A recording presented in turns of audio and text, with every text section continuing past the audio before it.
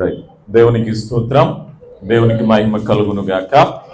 మరి దేవుని యొక్క అత్యున్నతమైనటువంటి కృపను బట్టి ఈ యొక్క ఫైత్ వర్షిప్ సెంటర్ లో మరి 7వ వార్షికోత్సవాన్ని పురస్కరించుకుని దైవజనులు మరి పరిశుద్ధులుగా సంఘం అంతా కూడి ఆనందించాలని, సంతోషించాలని ఏర్పాటు చేసిన కార్యక్రమంలో నన్ను కూడా ఆహ్వానించిన రీతిని బట్టి దేవునికి మహిమ చెల్లిస్తూ మరి వేదిక మీద ఉన్నటువంటి దైవజనులు అలాగే చేరువచ్చినటువంటి మీకును, ముఖ్యంగా మరి గెడ్డం నతానియేలు గారు అలాగే నాగమణి వారి యొక్క కుటుంబానికి, మరి విశేషంగా నన్ను ఇక్కడ ఆహ్వానించడానికి మరి దుబాయ్ దేశంలో పరిచర్య చేస్తున్నటువంటి మరి గంటే యేసేపు గారు, వారు నన్ను ప్రత్యేకించి, నేను ఖతార్ లో ఉన్నాను, అక్కడ ఉండగా నాకు ఆయన ఫోన్ చేసి అయ్యా తప్పకుండా వెళ్ళాలి అంటే నిన్నటి దినాన నేను వచ్చాను ఇక్కడికి ఈ కార్యక్రమం కొరకు.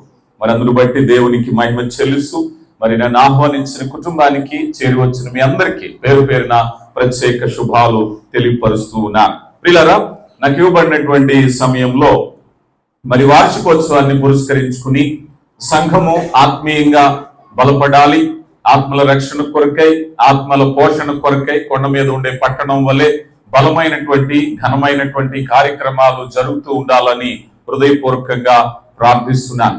మరి మొదటిగా దేవుని యొక్క చిత్తంలో ఈ ప్రాంతంలో ఇందాక దైవజనులు వివరించారు, ఈ యొక్క మందిరాన్ని నిర్మించడంలో ఎంత ప్రయాసపడ్డారో, ఎంత కష్టపడ్డారో, ఏ రీతిగా ఇక్కడ మందిర నిర్మాణం జరిగింది అనేటువంటి విషయాలను తెలియపరిచారు. ప్రియులారా, ఒక విషయాన్ని గమనించాలి.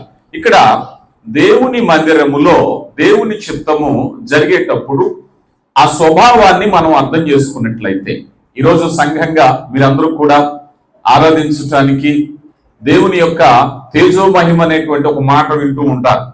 ఈ తేజోమహిమ మాటను ఒకసారి మనం చూస్తే ఆ స్వభావంలోనికి వెళ్ళడానికి 4 ఎగ్జాంపుల్స్ మీ ముందు ఉంచుతాను.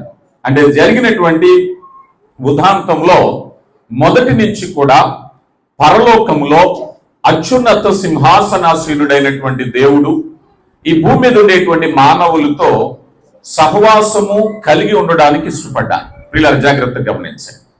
మనిషి దేవుని చేరుకోవటానికి, దేవుని తెలుసుకోవటానికి, దేవుని సమీపించటానికి ఎంత ప్రయత్నిస్తున్నాడో పక్కన పెడితే, దేవుడే తనకు తాను మానవులతో సహవాసము కలిగి ఉండడానికి ఇష్టపడ్డారు.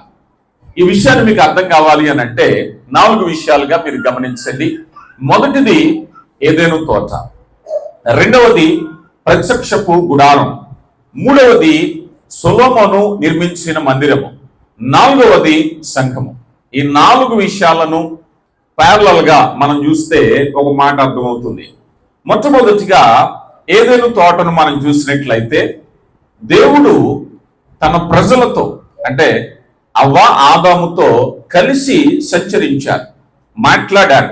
దీన్ని ఒక మాటలో చెప్పాలి అని అంటే సహవాసము అంటాం. దేవుడు తన ప్రజలతో కలిగిన సహవాసం ఉన్న ప్రదేశం ఏదైతే ఉందో ఆ ప్రదేశము ఏదేను తోటగా ఉంది. చూడండి, ఎప్పటి వరకు ఉన్నది అది? మనం ఆదికాండము 3వ అధ్యాయము 8వ వచనంలో అంటున్నారు, చల్లపూటను సంచరించుచున్న దేవుడైన యెహోవా స్వరము విని రాకుండా దాగుకొనగా. There is a separation. చూడండి, ఏం జరిగిందంటే అక్కడ అప్పటి వరకు సహవాసం అనేది ఏమైపోయిందంటే, పరిశుద్ధ దేవునితో సహవాసం కలిగి ఉండాలంటే పరిశుద్ధులయ్యే ఉండాలి, అవునా కదా? ఆ పరిశుద్ధత ఎప్పుడైతే కోల్పోయారో అక్కడ చూసి పరిగెత్తుకుని వెళ్లే పిల్లలు కాస్త దాక్కునే స్థితికి వచ్చేసారు. అంటే దేవుని యొక్క ఉద్దేశము ఏదేను తోట ఎలా ఉండాలని సంకల్పించారండి? పరిశుద్ధమైనదిగా ఉండాలని సంకల్పించారు.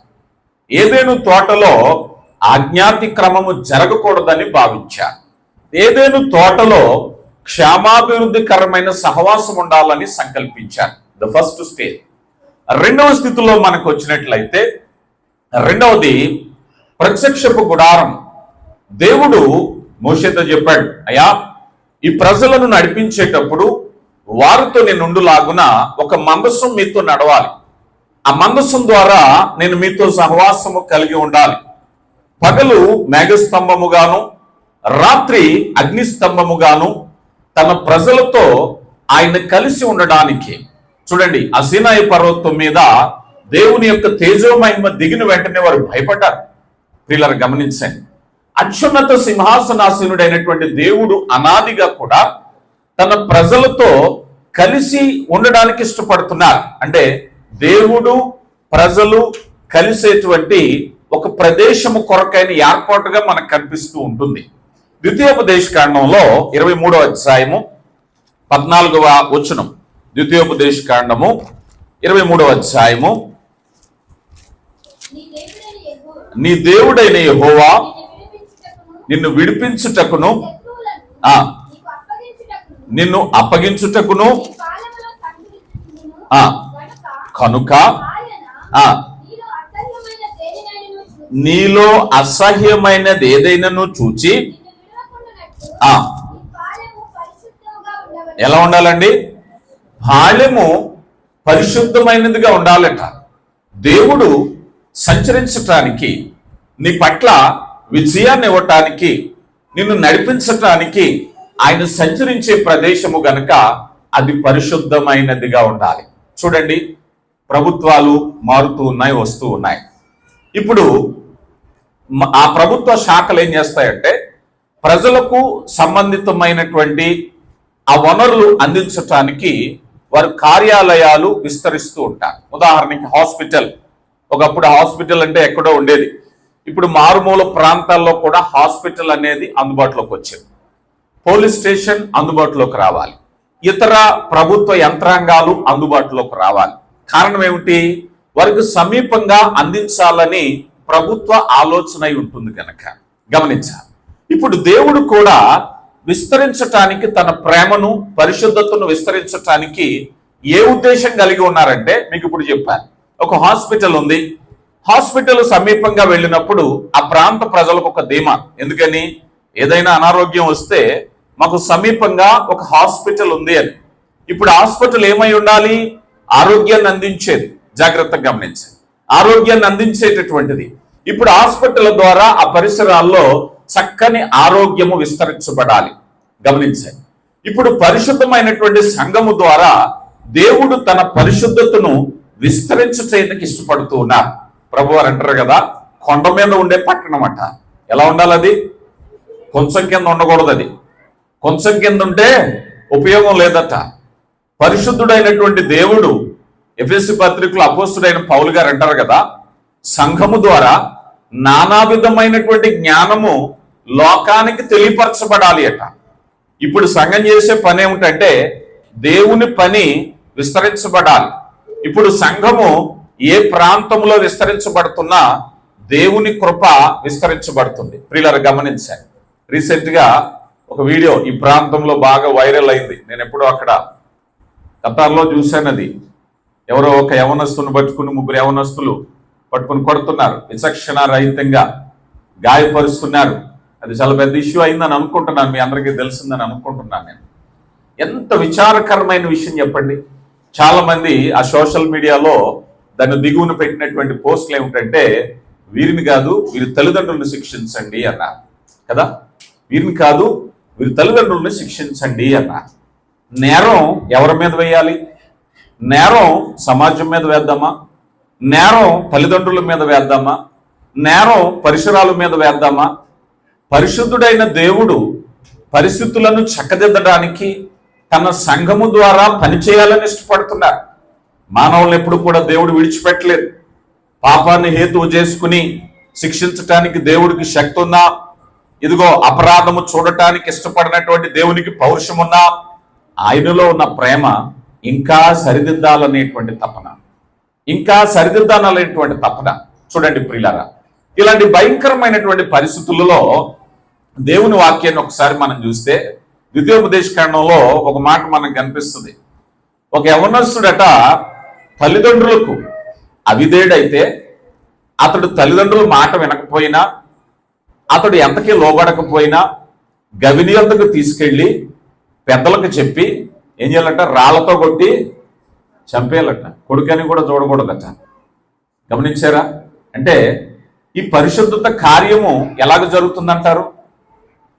మనుషులను పరిశుద్ధపరిచే కార్యం. దయచేసి అపార్థం చేసుకోవద్దు, ద్వితీయోపదేశకాండంలో ఉన్నది. ఇప్పుడు ఎలా ఉన్నదని మాత్రం నేను చెప్పట్లేదు సుమా. పిల్లలు శిక్ష ఎలా ఉండాలట? అలాంటి శిక్షలే ఉంటే తప్పులు జరుగుతాయా?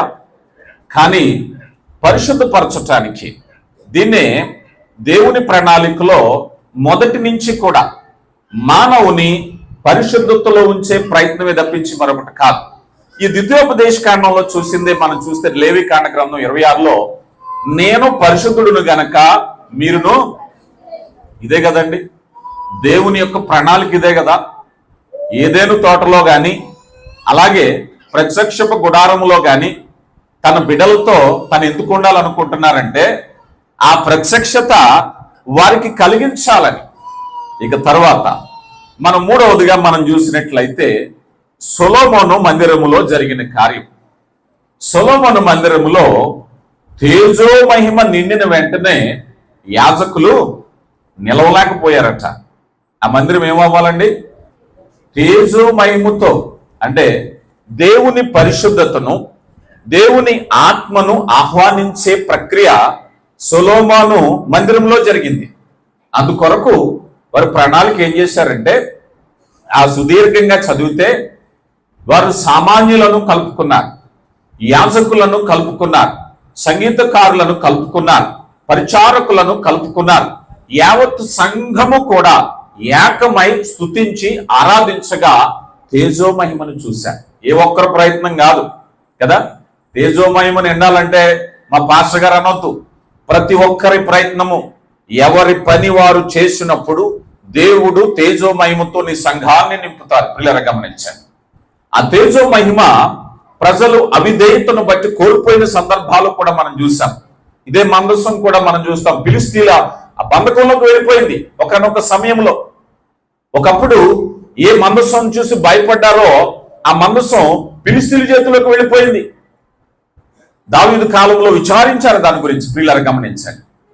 ఇక నాలుగో విషయం ఏమిటాయా అన్నట్లయితే, నాలుగవది సంఘము అన్నారు. ఈరోజు మనం ఏదైతే అనుభవిస్తున్నామో, ఏదైతే కలిగి ఉన్నామో ఇదే సంఘము అన్నారు. ఈ 4 ప్యారలల్ గా కంపేర్ చేసుకుంటే 4 విషయాల్లో మనకు కనిపించేది ఏమిటాయా అంటే పరిశుద్ధత. ఏముండాలి? పరిశుద్ధత. ఈ పరిశుద్ధతను కలిగించటానికి దేవుడు ఏర్పాటు చేసినటువంటి నిర్మాణం.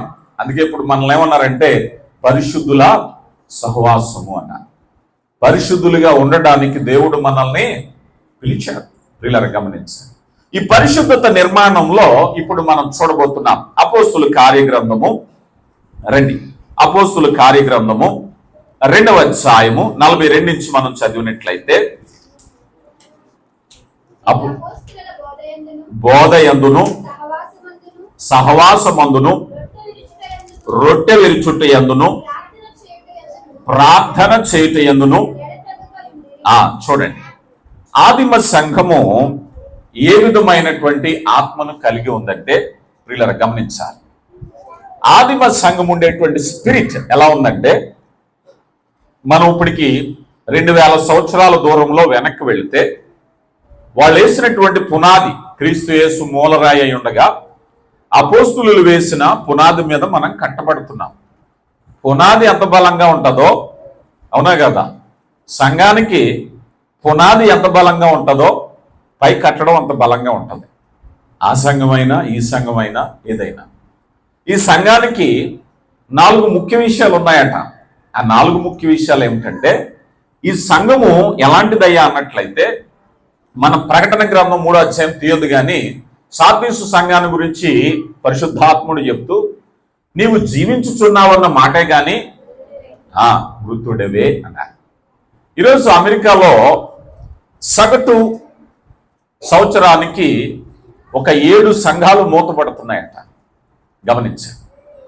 ఎన్నో సంఘాలు ప్రారంభించబడుతున్నాయట. సంఘ స్వరూపాన్ని గురించి మాట్లాడితే సంఘాన్ని ఎలా వర్ణించారంటే జీవకణాలతో నిర్మితమైనది అన్నారు. ఇప్పుడు ఈ కట్టడం ఉంది. ఈ కట్టడము నిర్జీవమైనటువంటి కణాలతో నిర్మితమైంది. కానీ ఇక్కడున్నామే పేతురు గారు అంటారు, మీరు దేవుని కొరకు సజీవమైన రాళ్ల వలె కట్టబడుచున్నారు అన్నారు. లివింగ్ సెల్స్ కదా.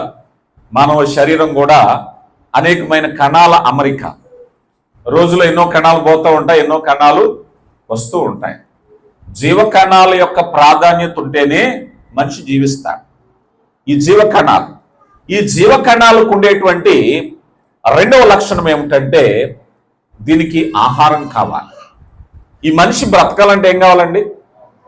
ఏ మనిషి అయినా ఆహారం లేకుండా బ్రతుకుతాడా? బ్రతకడు కదా. ఈ శరీరానికి ఆహారం కావాలి. మూడవది, ఈ శరీరము ఎదుగుదల కనిపిస్తుంది. ఈ శరీరానికి ఏం కావాలి? ఎదుగుదల కనిపించాలి. నాలుగవది కనిపిస్తే ఈ శరీరానికి రీప్రొడక్షన్ అంటే ఉత్పత్తి చేసే శక్తి కావాలి. 4 విషయాలు జీవిస్తున్నామని చెప్పాలంటే 4 విషయాలు ఉండాలి. ఏముండాలి? మొదటిది జీవకణాలు కలిగి ఉండాలి. రెండవది ఆహారం తీసుకోవాలి. ఆహారం స్వీకరిస్తున్నట్టయితే అది జీవించే శరీరం. మూడవది ఎదుగుదల అన్నారు. నాలుగవది ఉత్పత్తి, ప్రొడక్షన్. ఈ 4 విషయాలను మీరు చూస్తే మొదటిది జీవము అంటే జీవించే సెల్స్, లివింగ్ సెల్స్. ఈ శరీరములో ఉండేటువంటి మనమందరము కూడా సజీవమైన రాళ్ళు అన్నారు. లోకంలో చాలా రాళ్ళు ఉన్నాయి. నాకు అయ్యగారు చెప్పారు, సొలొమోను మందిరాన్ని నిర్మించినప్పుడు దావీదు గారి దగ్గర ఏ కొదవు లేదు కదా. ఆయన గురించి అంటారు, దేవుని మీద మందిరం మీద ఉన్న మక్కువ చేత ఎంతో అమిర్చి పెట్టేశాడు ఆయన. ఇప్పుడు మందిరానికి ఏం కావాలి? ఇప్పుడు చలువరాళ్ళు కావాలా, నల్లరాళ్ళు కావాలా, ఏ రాళ్ళు కావాలి? దేవుడు అంటున్నాడు ఆయన జీవము గల రాళ్ళు ఎంచుకున్నాడు. ఇప్పుడు మనమందరము జీవము గల రాళ్లుగా ఉంటే, దేవుని మందిరముగా కట్టబడితే, ప్రతివారు వారి బాధ్యతలు నిర్వర్తిస్తే, ప్రతివారు వారికి ఇచ్చిన తలంతులు వినియోగిస్తే, ప్రతివారు కూడా ఆయన చేతిలో ఉపయుక్తమైన పాత్రలుగా వాడబడితే ఇది జీవము గల సంఘం. ఇది జీవము గల సంఘం. ఇక్కడ ప్రతి వారికి తలంతు ఉంది. ప్రతి వారు కూడా తమ తమ తలంతులను వినియోగించాలి. ఇక్కడ ప్రతి వారు కూడా జీవము కలిగి ఉండడానికే వచ్చాం. ఒకవేళ ఏదైనా మృతకణంగా ఉంటే దేవుడు ఇష్టపడట్లేదు. ఈరోజు దేవుని ప్రశ్న, నీలో ఉన్నటువంటి జీవాన్ని దేవుని కొరకు ఉపయోగిస్తున్నావా? అయ్యా లేదండి, నా జీవితం మొక్కుబడి అయిపోయింది, అయ్యా నేనేదో వచ్చానా వెళ్ళానా? దేవుడు అడుగుతున్నాడు ఈరోజు, జీవము గల దేవుని సంఘములో ఆయన పవిత్రమైన రక్తము చేత నిన్ను కడిగి పవిత్రపరిచి విలువ కలిగిన వ్యక్తిగా నిన్ను నిలబెట్టుకున్నది ఎందుకయ్యా అంటే ఒక జీవము గల వ్యక్తిగా ఉండడానికి. రెండవ మాట అంటున్నా, ద నీడ్ ఫుడ్. ఆ అసల్స్ ఎలా ఉండాలి అంటే చక్కని ఆహారం కదా. ఈరోజు మనం చూస్తూ ఉంటాం, అయ్యా పలానా తింటే కొవ్వు పెరిగిపోతుందని ఆ తినడం మానేశారు కొంతమంది. అయ్యా ఇది తింటే లివర్ బాగుంటుందంటే అది తింటున్నారు. ఈ ఆకులు తినమంటే ఆకులు తినమంటున్నారు, గడ్డి తినమంటే గడ్డి తింటున్నారు. ఈ మధ్య గోధుమ గడ్డి అంటే చాలా వాల్యుబుల్ కదా. ఈ గడ్డి తింటే చాలా మంచిదంటే ఎన్ని వేలైనా కొనుక్కుని తింటున్నారు కదా. ఇక్కడ సంఘానికి కావాల్సింది ఏమయ్యా అన్నట్లయితే, వారు వాక్యమందు నువ్వు దేవుని యొక్క వాక్యాన్ని, మనుషుడు రొట్టె వలన మాత్రమే కాకుండా దేవుని నోటి నుంచి వచ్చు ఆహారం తీసుకోకపోతే ఏమంటారు? ఎవరైనా ఒకవేళ ఆహారం తీసుకోకుండా బ్రతికే వాళ్ళు ఉంటే నాకు చెయ్యొద్దు చూపించండి. అదే లేదండి మా లైఫ్లో ఎటువంటి ఆహారం తీసుకోకుండా అని ఈరోజు దేవుడు చెప్తున్నాడు. జీవము గల దేవుని సంఘములో ఒక లివింగ్ సెల్, ఒక జీవము కలిగినటువంటి ఒక పరికరంగా దేవుని కొరకు ఉండాలి అని అంటే ఆహారాన్ని స్వీకరించాలి, దేవుని వాక్యాన్ని పొందుకోవాలి. ఈరోజు పరిశుద్ధ సంఘములో దేవుడు తన కృపను విస్తరించబడుతుండగా అయా వాక్యములో బలపడుతున్నాం. హెబ్రీ గ్రంథకర్త అంటున్నారు, అయ్యా మీరు కాలమును బట్టి చూడగా అనేకులు బోధకులై ఉండగా మరలా వాక్యములో మూలోపదేశములు ఒకడు మరలా మీకు బోధించవలసి వచ్చిన పరిస్థితి. ఎందుకనంటే మీరు ఆహారం తినట్లేదు. మీరు ఆహారం తినకపోతే దేవుని సంఘములో ఇదిగో ఈ సంఘము బలపడాలి అని అంటే, ఈరోజు మనకి ఏదైనా కాలు నొప్పి వచ్చిందా, చేయి నొప్పి వచ్చిందా, తలనొప్పి వచ్చిందా, డాక్టర్ గారి దగ్గర పరిగెత్తుకుని వెళ్తాం. కానీ ఈరోజు సంఘములో ఎవరైనా బలహీనంగా ఉన్నారన్నట్లయితే ఇదిగో నీ వల్ల అభ్యంతరం అవుతుందేమో. నీ వలన ఈరోజు మనం చూద్దాం, మనం ఎప్పుడైనా సేఫ్టీ కోర్సెస్ లో ఏదైనా కన్స్ట్రక్షన్స్ కంపెనీలో మీరు చూస్తే అక్కడ ఉండేటువంటి సేఫ్టీ ఇన్స్ట్రక్షన్స్ లో ఫింగర్ ఇంజురీకి చాలా ఇంపార్టెన్స్ ఇస్తారు. మనం అనిపిస్తూ ఉంటుంది, ఏమండి సేఫ్టీ ఫీచర్స్ అంటే నెత్తి మీద పగిలిపోయేది, కాళ్ళు ఇరిగిపోయేది, చేతులు ఇరిగిపోయేది ఎక్కువ ఇంపార్టెన్స్ ఇవ్వాలి కదా. చేతికి జరిగినటువంటి చిన్న చిన్న గాయాలకు ఎందుకు ఇంపార్టెన్స్ ఇస్తున్నారంటే వేలు చిన్నదే, కానీ వేలుకు గాయం అయితే చెయ్యంతా పనిచేయడం మానేస్తుంది, పనిపోయింది. వేలు చిన్నదే. ఈరోజు సంఘములో దేవుని శరీరములో మనమందరము కూడా ఒక్కొక్క అవయవమై ఉన్నాం. క్రీస్తు యేసు శిరస్సు అయి ఉండగా మనం అందరము కూడా అవయవాలు అయి ఉన్నాం.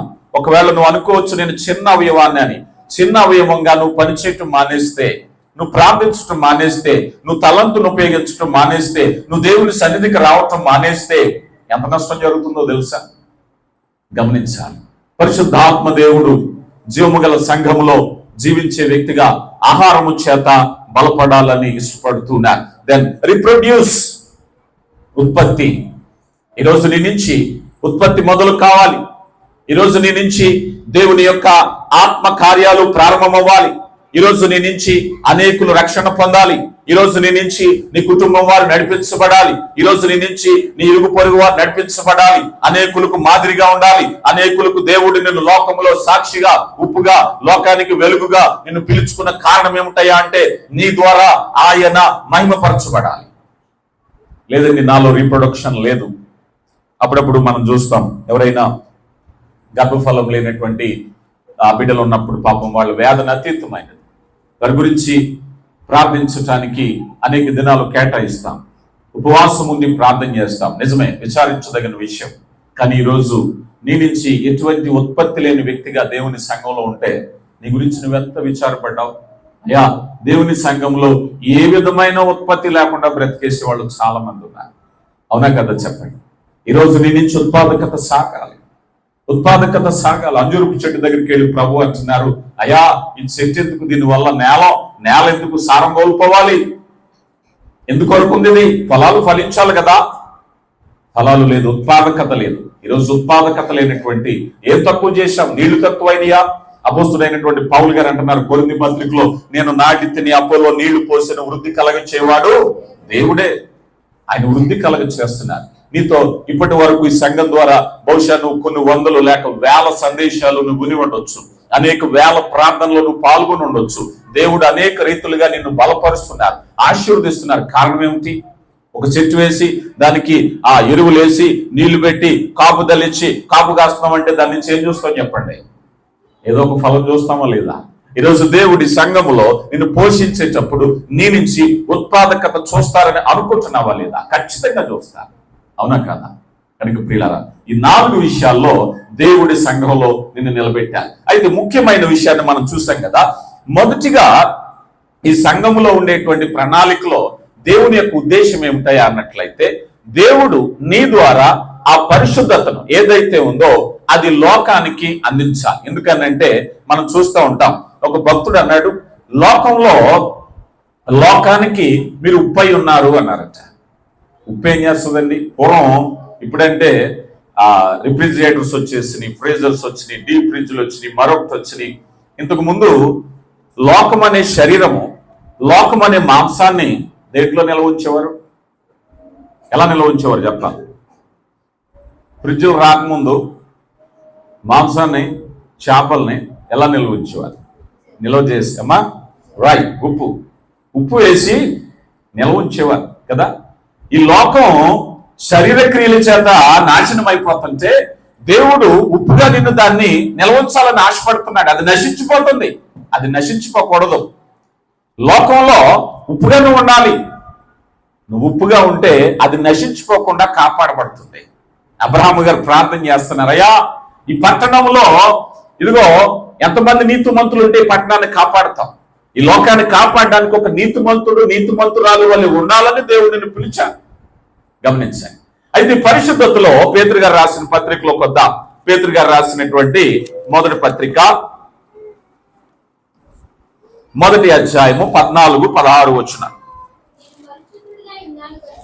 నేను పరిశుద్ధుడనై ఉన్నాను గనక ఎలా ఉండాలమ్మా? పరిశుద్ధులై ఉండాలి. కాగా మీరు విధేయులకు పిల్లలై పూర్వపు అజ్ఞాన దశలో అనుసరించి ప్రవర్తించక మిమ్మును పిలిచిన వాడు పరిశుద్ధుడై ఉన్న ప్రకారము పరిశుద్ధులై ఉండుడి. జాగ్రత్తగా చూడండి. నేను పరిశుద్ధుడనై ఉన్న ప్రకారం. చూడండి, ఏదైనా తోటలో ఏం జరిగింది? ఏదైనా తోటలో ఆయన ఎవరండి చెప్పాలి? పరిశుద్ధుడేనా? ఏదైనా తోటలో ఆయన పరిశుద్ధుడే, మందసంలో ఆయన పరిశుద్ధుడే, సొలొమోను దేవాలయంలో ఆయన పరిశుద్ధుడే, సంఘములో ఆయన పరిశుద్ధుడే, ఆయన అమరత్వంలో వసించేవాడు, నిన్న నేడు నిరతము ఏకమైన రీతిలో ఉండే దేవుడు. ఆయన ఎప్పుడు కూడా పరిశుద్ధుడే. నిత్యము పరిశుద్ధుడు పరిశుద్ధుడు పరిశుద్ధుడని దేవదూతల చేత కొనియాడబడే దేవుడు. ఆ దేవునితో మన సహవాసం అట.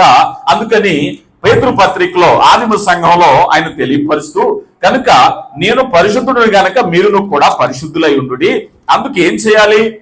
ఒక మాట, పరిశుద్ధత. దశలోనికి పత్రికలో అన్నారు కదా, మీరు పరిశుద్ధులై ఉండుటే దేవుని చిత్తం. అంతే కదా, దేవుని చిత్తం.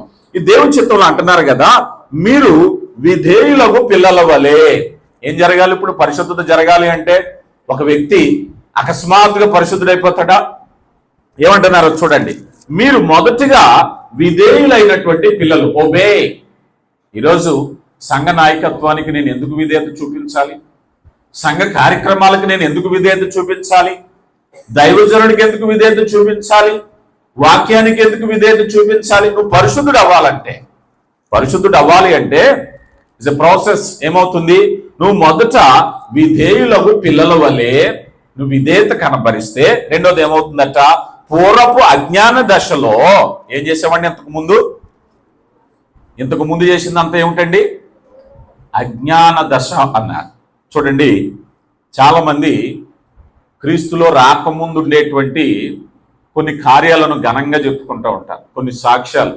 ఒకప్పుడు నేను పెద్ద రౌడీని, నా చుట్టూ నలుగురు ఉండేవారు, ఒకప్పుడు పలానా వర్గానికి చెందిన వాడిని. క్రీస్తు లేని జీవితం ఏమిటట? అజ్ఞానం. దాని గురించి చెప్పుకోవడానికి కూడా సిగ్గే. అప్పుడు లోకరీతిగా అది ఎంత గొప్ప అయినా సరే. కొంతమంది అంటారు, అయ్యా ఇదిగో ఒకప్పుడు సినిమా నటుడు. అజ్ఞానం. అది చెప్పుకోవడానికి గొప్ప కాదు, అది లోకానికి గొప్పేమో. ఒకప్పుడు నేను పలానా వారికి చెందిన వాడిని. క్రీస్తును లేకపోయిన జీవితం ఏమిటట? అజ్ఞానం, పూర్వపు అజ్ఞాన స్థితి. దాని గురించి గొప్పగా చెప్పుకోవడానికి లేదు.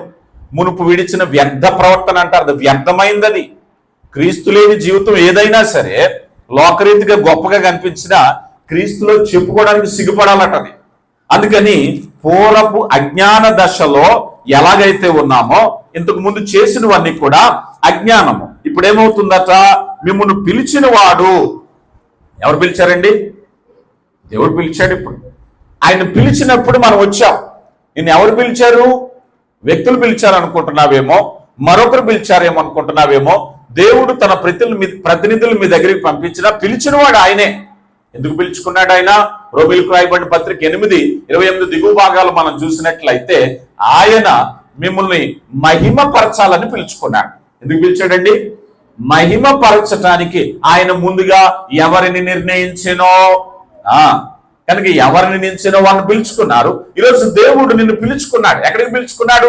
సంఘానికి పిలుచుకున్నాడు. ప్రియులారా గమనించండి.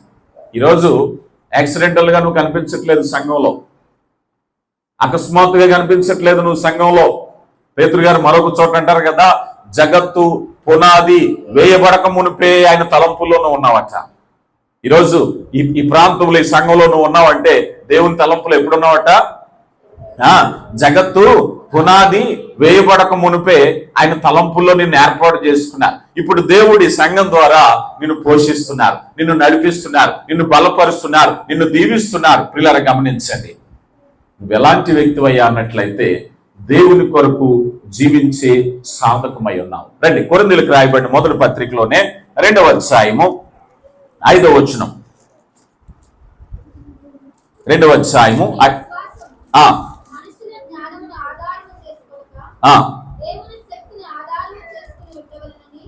మా పేతురు గారు రాసిన మొదటి పత్రిక 2వ అధ్యాయము 5వ వచనం. యేసుక్రీస్తు ద్వారా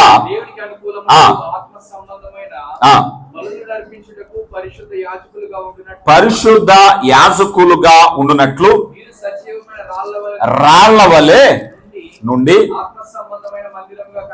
ఆత్మ సంబంధమైనటువంటి మందిరముగా కట్టబడుచున్నారు అన్నారు. ఈ యొక్క సందర్భాన్ని మనం ఒకసారి మళ్ళా చూస్తే, దేవుడు ఇప్పుడు ఒక నిర్మాణాన్ని చేపట్టారు. బహుశా ఈ నిర్మాణాన్ని చేపట్టినప్పుడు ఇందాక అయ్యగారు చెప్పారు, చాలా ఆర్థికమైన కష్టాన్ని వారు ఎదుర్కొన్నారు, కట్టేశారు. నిర్మాణం అయిపోయిందా అని అంటే నిర్మాణము కొనసాగుతుంది, ఆత్మీయ నిర్మాణం కొనసాగుతుంది. మీరు నెహెమ్యా గ్రంథంలో చూస్తే నెహెమ్యా గారు ఆ ప్రాకారములు కట్టబడడానికి మెటీరియల్ అంతా ఉందండి ఆయన దగ్గర. పని ముందుకు వెళ్ళట్లేదు. పని ముందుకు వెళ్ళకపోతే ప్రార్థన చేస్తున్నాడు, అయ్యా మెటీరియల్ అంతా ఉంది, రాజే సహకరించాడు, కానీ పని ముందుకు వెళ్ళట్లేదంటే నీకు కావలసింది మెటీరియల్ కాదయ్యా, ఐక్యత కావాలి. వారిలో ఐక్యత లేదు. వారందరినీ ఏకపరిస్తే పని ముందుకు వెళ్తుంది. ఇప్పుడు కట్టవలసింది గోడ కాదు, మనుషుల హృదయాలను కట్టాలి, మనుషుల మనసులను కట్టాలి. దేవుని మందిర నిర్మాణం అంటే ఈ నిర్మాణ ప్రక్రియ అంతకంతకు చూడండి. రాజ్యమును గురించి ప్రభు ఉపమానం చెప్తూ ఒక ఆవగింజ ఉందట, అది విత్తనాలన్నిటిలోని చిన్నది, కానీ అది పెరిగి పెద్దదైనప్పుడు ఆకాశ పక్షులు వచ్చి ఏం జరుగుతాయటండి, గూడు పెట్టుకుంటాయి, నివాసం కలిగి ఉంటాయి. ఈరోజు దేవుని కృప, నీ యొక్క ప్రారంభం చిన్నదేమో, కానీ దేవుని ప్రణాళిక పెద్దది. దేవుని ప్రణాళిక అతి పెద్దది. ఆయన నడిపించుకునేటువంటి దేవుడు. ఎప్పుడో తెలుసా, మనము ఆయన చేతి పాత్రలుగా సజీవంగా ఉన్నట్లయితే, మనము ఆయన చేతి ఆహారం అనే వాక్యాన్ని తీసుకుంటున్నట్లయితే, మనము సమయాన్ని కేటాయిస్తున్నట్లయితే, మనము దేవుని సంఘంలో విధేయత చూపిస్తున్నట్లయితే, ప్రియులను గమనించండి, ఎవ్రీబడి దేర్ పార్ట్, ఎవ్రీబడి, ఇక్కడ ఉన్న ప్రతి ఒక్కరికి మీకు ఒక భాగం ఉందని మీరు గమనించినప్పుడే సంఘము గ్రౌత్, అదే వృద్ధిని చూడగలుగుతాం. ఇక్కడున్న ఏ ఒక్కరు కూడా ఇది నా బాధ్యత కాదు అని మీరు అనుకున్నట్లయితే, మీరు దేవుని చిత్తాన్ని మీరు అర్థం చేసుకోలేనటువంటి వారే. ప్రియులను గమనించండి, దేవుని చిత్తంలో సజీవమైనటువంటి రాళ్ళు. ఈ మధ్య కాలంలో నేను ఒక ఛానల్ చూస్తుంటే, ఆ ఛానల్లో అమెరికాలో ఏదో ఒక ప్రాంతంలో రాళ్ళు నడుస్తూ ఉంటాయట. అవి మనుషులు చూసినప్పుడు ఆగిపోతాయట, మనుషులు చూడనప్పుడు అవి నడుస్తూ ఉంటాయట. అదేదో విచిత్రం, నాకు విచిత్రం అనిపించింది. రాళ్లలో నడవడికి ఏమిటాయా అని. అయితే మనకు అనిపించింది, పరిశుద్ధమైనటువంటి రాళ్లుగా మమ్మల్ని పెట్టినటువంటి దేవా, మేము మాట్లాడుతున్నాం, స్తుతిస్తున్నాం, నీకు మహిమకరమైన మందిరముగా కట్టబడుతున్నాం. ఆదిమ సంఘంలో వారికి కట్టడాలు లేవు. వారు చెట్టు కింద ఆరాధించారు, ఇంటింటి ఆరాధించారు, వారు భయంతో ఆరాధించారు. చెరసాల్లో ఉంటే చెరసాల్లో కూడా ఆరాధించారు. వారు ఉన్నది ఏమిటో తెలుసా, జీవము గల రాళ్ల వలె ఉన్నారు. వారు ఆ జీవము కలిగినటువంటి రాళ్లు బలముగా కట్టబడ్డాయి. ప్రియులారా, ఇక్కడ తర్వాత మనం చూసినట్లయితే అపోస్తుల కార్యగ్రంథం 2వ అధ్యాయంలో వారు సహవాసం అనేటువంటి ఆ ఫెలోషిప్ లో ఉన్నారట. ఇంకా చూద్దాం రండి, 2వ అధ్యాయము. రొట్టె విరుచుటయందు అన్నారు. ప్రియులారా, సంఘము, జీవము గల సంఘంలో జరిగే కార్యాల్లో రొట్టె విరుచుట ఆధునిక సంఘంలో చాలా విషయాలు సాధారణమైపోయాయి. ఒక మాట చెప్తాను, వర్షిప్ అనే మాట, ఆరాధన అనేటువంటి మాట చాలా మంది అనుకుంటారు కదా.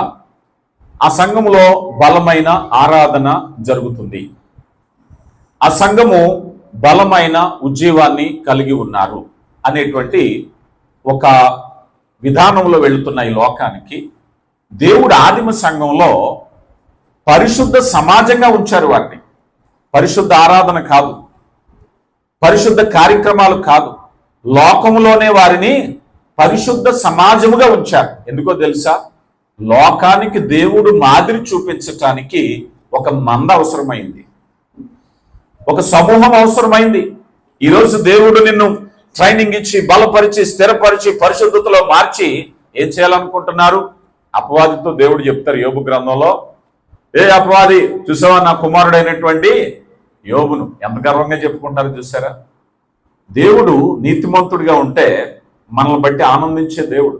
అందుకని అంత బలంగా చెప్పుకున్న దేవుడు ఈరోజు నీ గురించి, నా గురించి కూడా చెప్పాలని ఇష్టపడుతున్నారు, లోకానికి చూపించాలనుకుంటున్నారు. ఇదిగో యథార్థవంతుడైన నా కుమారుడు, యథార్థవంతుడైన నా కుమార్తెలు ఇదిగో లేవనెత్తబడ్డారు, సంఘంలో బలపరచబడ్డారు. అలాంటి పరిశుద్ధ సమాజంలో ఐక్యతను గురించి మాట్లాడుతూ ఈ ప్రభు బలను అన్నారు కదా. ప్రభు బలను సమీపించేటప్పుడు కొరింథీయులకు రాయబడిన మొదటి పత్రికలో మనం చూసినప్పుడు ప్రభు బలను గురించి మాట్లాడుతూ వివేచనతో ప్రభు బలను సమీపించాలి అన్నారు. వన్స్ ఎప్పుడైతే ప్రభు బలలోకి మనం వస్తున్నామో, చూడండి, సంఘాభివృద్ధిలో దేవుని ప్రణాళిక ఎంత గొప్పదయ్యా అంటే, నువ్వు ఏ స్థితి నుంచి, ఏ వర్గం నుంచి, ఏ ఫైనాన్షియల్ స్టేటస్ నుంచి ఇక్కడికి వచ్చినప్పటికీ కూడా వన్స్ ప్రభు బల్ల దగ్గరికి వచ్చేటప్పుడు నీ మనసులో ఉండవలసిన ఆలోచన ఏమిటంటే, ప్రభు నా కొరకు ఏం చేశాడు, అంతే కదా. నా మీద పెట్టబడినటువంటి విలువ ఏమిటి, నా పాపముల నిమిత్తము చెల్లించబడిన పరిహారం ఏమిటి. ఎప్పుడైతే ఆ ఏక భావంతో దేవుని సన్నిధికి వస్తున్నారో సంఘం ఏకపరచబడుతుందట. ఆ హృదయం మనలో కలగాలట ప్రభు బల్ల దగ్గరికి వచ్చేటప్పుడు. ఈరోజు బలమైన ఉజ్జీవమైన సంఘంగా ఉండేటప్పుడు ప్రభు బల్ల దగ్గరికి వచ్చేటప్పుడు దేవుడు ఏకాత్మనిస్తున్నారు మనకి. మనలో తారతమ్యాలు ఉండొచ్చు, మనలో అధికమైన ఆలోచన ఉండొచ్చు, మనలో అహంకారం ఉండొచ్చు, మనలో నేనే గొప్ప అనేటువంటి ఇంకొకటి ఉండొచ్చు. కానీ ప్రభు బల్ల దగ్గరికి వచ్చేసరికట అవన్నీ తొలగిపోవాలట. బలమైనటువంటి ఏకాత్మను సంపాదించటానికి ఏవి అవసరమో దేవుడు వాటినే ఏర్పాటు చేశాడు. అందుకని ప్రభు బల్ల నిర్లక్ష్యం చేయొద్దు. ప్రభు బల్ల దగ్గరికి వచ్చేటప్పుడు అయోగ్యంగా రావద్దు, అనాలోచితంగా రావద్దు, వివేచన కలిగి రండి. నీ హృదయములో ఏం జరుగుతుందయ్యా? అయ్యా, మా అందరి కొరకు పరిహారము చెల్లించాను, నీతిమంతుడు ఒక్కడ కూడా లేడయ్యా. నీ కృప చేత మేమందరము నీతిమంతులుగా ఎంచబడ్డాం. ఈ ప్రభు వలన ఏ కార్యక్రమం ఉందో దీనిని బట్టి మేము యోగ్యులుగా ఉన్నాం, దీనిని బట్టి మేము ఎంచబడ్డాం. అది లేకపోతే ఈరోజు చాలా మంది అబ్బో నా గొంతు గొప్పగా ఉంది, నాకు వాక్య జ్ఞానం ఉంది, నేను పరిశుద్ధుడిని, నేను ప్రార్థనా పరుణ్ణి, నేను మరొకటి, చాలా భావాలు వస్తున్నాయి. ప్రభు బల్ల దగ్గరికి వచ్చేసరికి అవన్నీ కూడా సమసిపోవాలి. యోగ్యమైన ప్రవర్తనతో ప్రభు బల్ల దగ్గరికి వచ్చినప్పుడు జరిగే కార్యక్రమం ఏమిటంటే ఏకాత్మను దేవుడు దయచేస్తున్నారు. పిల్లలు గమనించాలి. మనం ఎన్నిసార్లు ప్రభు బల్లను సమీపించమో ఏకాత్మ అనేది పొందుకున్నామో లేదో, కానీ ఆ ఏకాత్మ అనేది పొందుకోలేనంతసేపు కూడా మనం చేసేటువంటి ప్రయాస వ్యర్థమైనదే. దేవుడు చేసే ప్రణాళిక అంతా కూడా ఏకాత్మ రావాలి. సంఘము బలమైనటువంటి కట్టడంగా ఉండాలి. బండ మీద వేయబడినటువంటి పునాది. ప్రభువారు అంటారు కదా, ఈయన మాట చెప్పున, ఆయన ఇచ్చే వాక్యము చెప్పున ఎవరైతే కట్టబడుతున్నారో బలమైనటువంటి పునాది. చూడండి అన్న తర్వాత మాట ఏమనుందో, అపోస్తుల ప్రార్థన చేయటయందు అన్నారు. రైట్, ఇది ఒక చక్కని మాట అండి. దీన్ని ఒక భక్తుడు అన్నారు కదా, సింహాసనము అన్నారు.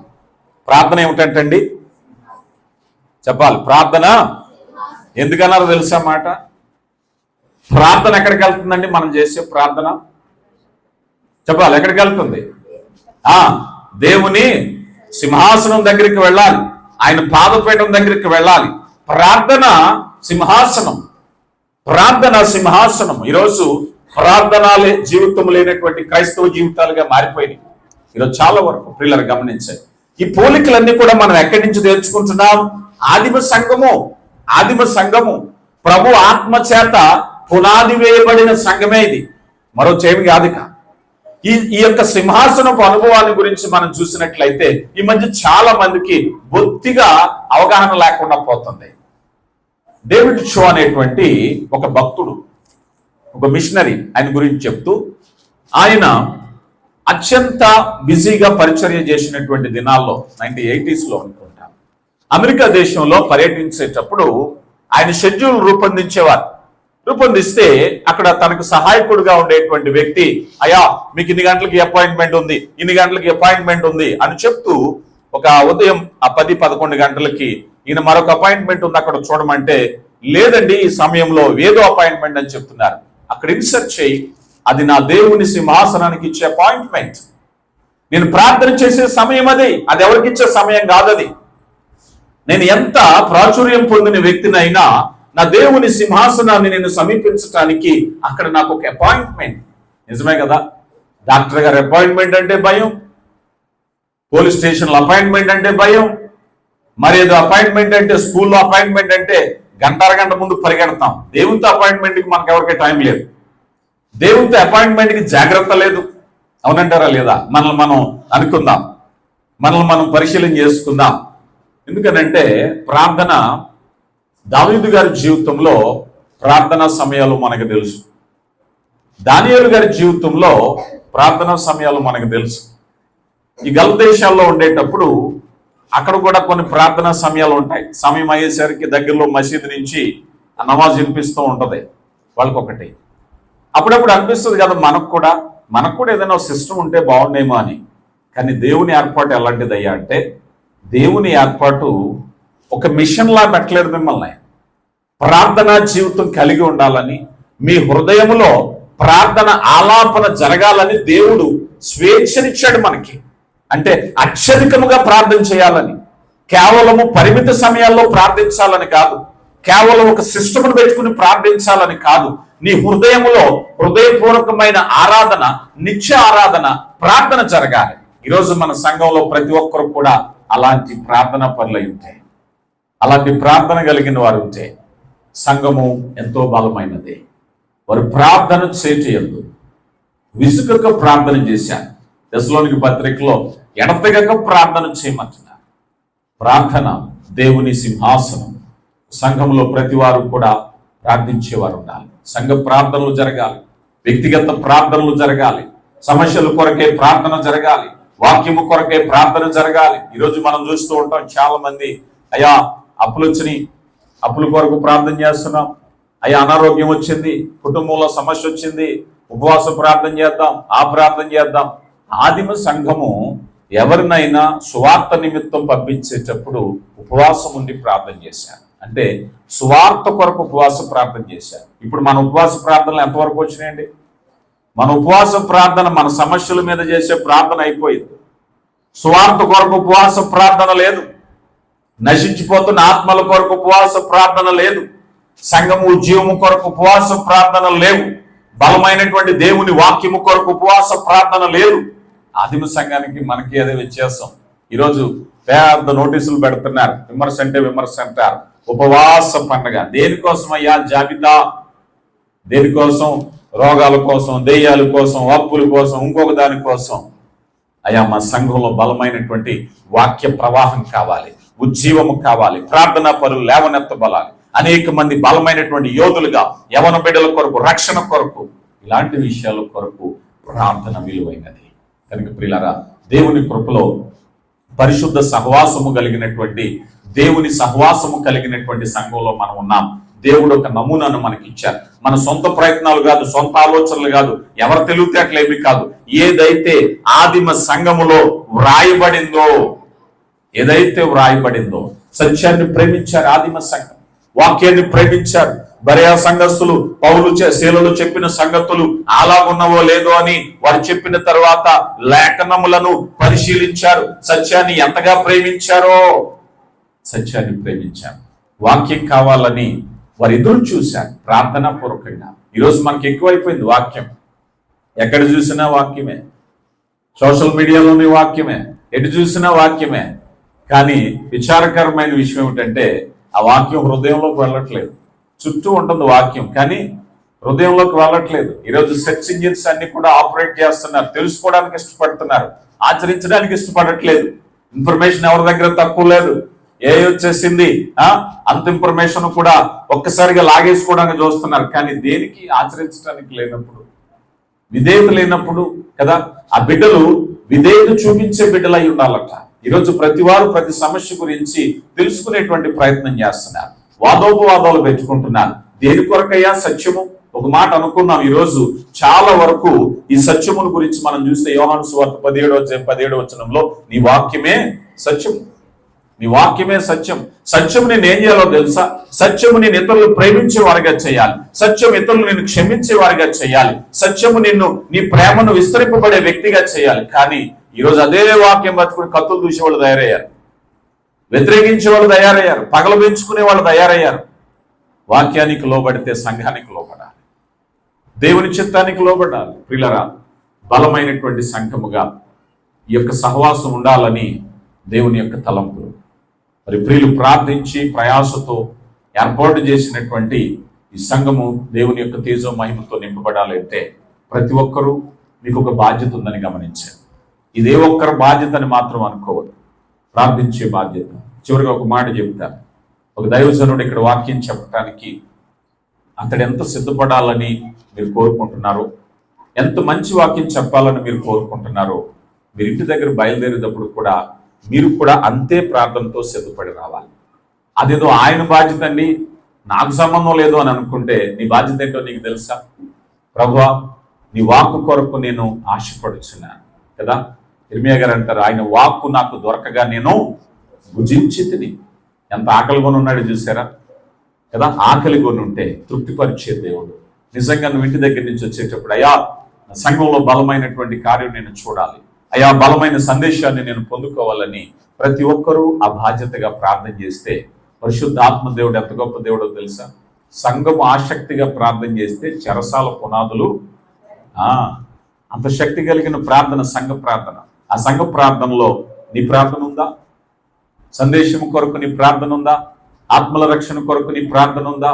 ఈరోజు ప్రతి వారు కూడా ఆధునిక సంఘాలలో వారి వారి ఆలోచనలు బట్టి నా ప్రాధాన్యత, నా గుర్తింపు, నా గౌరవము, నా సౌఖ్యం అనుకుంటున్నారు. కానీ సంఘము కొరకు శ్రమపడే హృదయాన్ని అలవర్చుకున్నట్లయితే దేవుడు ఈ ప్రాంతంలో గొప్ప కార్యాన్ని చేయబోతున్నారు. ఈ వార్షికోత్సవానికి ఉండేటువంటి ఈ సహవాసం ఎంతైతే ఉందో, మరలా వచ్చే వార్షికోత్సవానికి దేవుని కృపను బట్టి మరింత ధారాళమైనటువంటి జనులు కలిగిన సంఘముగా, ప్రాకారములు విస్తరింపబడిన సంఘముగా, దేవుని యొక్క నానావిధాన్ని మీ ద్వారా ఈ ప్రాంతంలో విస్తరింపబడే సంఘముగా, అనేక ఆత్మల కొరకు మరి దేవుడు కార్యాలు చేయబోయే సంఘంగా ఈ సంఘం ఉండాలని హృదయపూర్వకంగా కోరుకుంటూ ఈ సందేశాన్ని ముగిస్తున్నాను.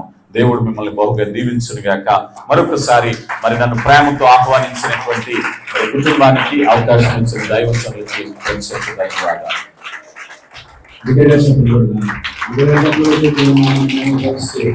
ఆయన సేవకుని బట్టి ఆయన సేవకుని దేవునికి మహిమ కలుగును గాక. హల్లెలూయా, హల్లెలూయా. అందరికీ